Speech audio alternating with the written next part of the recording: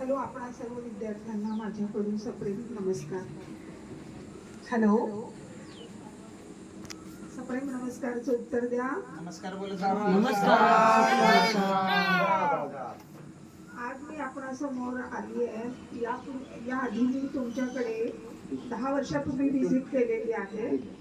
त्यातले काही जण असतीलही किंवा नसतीलही, पण त्या वेळेपासून मी मॅडमच्या संपर्कात आहे. तुमच्या मॅडम आहेत ना? कुठे आहेत तुमच्या मॅडम? दाखवा मला. हा, तर मॅडम पण ठाण्याला राहतात, त्यामुळे काय म्हणता मॅडम? त्यांच्याशी आई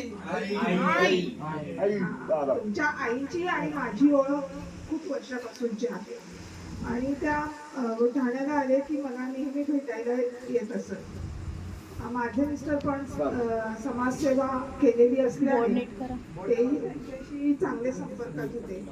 मी एकदा व्हिजिट केल्यानंतर जेव्हा शाळेबाबतीत त्यांना सांगितलं, त्यानंतर त्यांना असं वाटायचं की मी पण मुक्कामाला जाईन. अगदी गावाच्या ठिकाणी शाळा आहे, सुंदर निवासी शाळा बघायला त्यांची खूप इच्छा होती. परंतु त्यांच्या हयातीत आम्हाला तसा वेळच मिळाला नाही त्यांना इकडे यायला, आणि तो योग जमून आला नाही. आणि गेल्या वर्षी अचानक त्यांचं अल्पशा आजाराने 1 एप्रिल 2025 ला निधन झालं.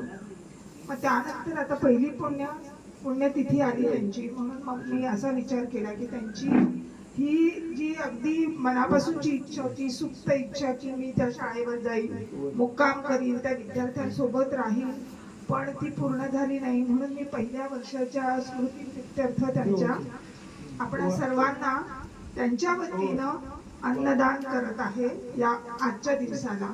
खरं तर त्यांची पुण्यतिथी 1 एप्रिल रोजीच झाली, परंतु आपलं सगळं अरेंज करायला वेळ झाल्यामुळे आपण ती आज साजरी करत आहोत. तर तुम्ही माझ्या वतीनं त्यांच्या या दुःखद निधनाचं आणि स्मृती प्रित्यर्थ अन्नदान अगदी मनापासून आणि आनंदाने करावं ही माझी इच्छा आहे.